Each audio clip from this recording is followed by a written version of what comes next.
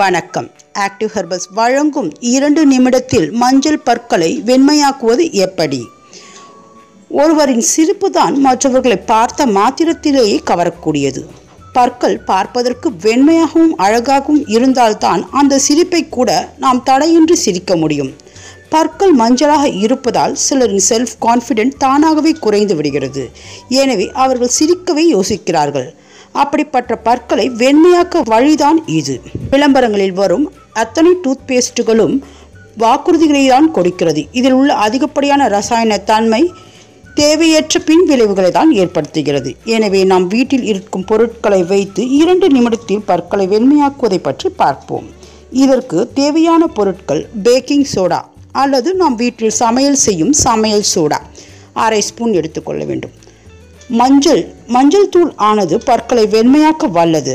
இந்த மஞ்சள் தூள் கடைகளில் விற்கும் மஞ்சள் தூள் வாங்க வேண்டியதில்லை. ஏனெனில் அதில் கலந்திருக்கும் கெமிக்கல்கள் கலருக்காக கலக்கப்பட்டது. எனவே வீட்டில் அரைத்த சமையல் மஞ்சள் தூள் 1/2 ஸ்பூன் எடுத்துக்கொள்ள வேண்டும்.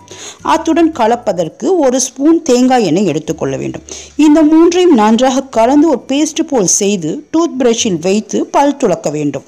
இதை 2 நிமிடம் அப்படியே வைத்து பல்லை நன்றாக துலக்கி பின்னர் தண்ணீர் கொண்டு கொப்பளிக்கலாம்.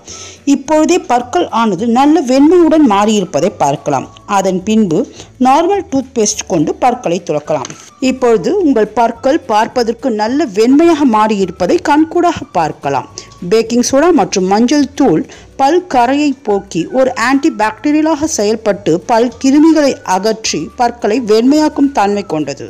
இதை தினமும் செய்ய வேண்டிய அவசியம் இல்லை. வாரத்திற்கு 1 முறை என்று செய்தாலே பற்கள் என்றும் பார்ப்பதற்கு வெண்மையாகவும் அழகாகவும் இருக்கும். இது போன்ற பயனுள்ள அழகு மற்றும் ஆரோக்கிய குறிப்புகள் உங்களை உடனடியாக வந்தடைய எங்கள் சேனலை சப்ஸ்கிரைப் செய்யவும். சப்ஸ்கிரைப் செய்ததற்கு நன்றி.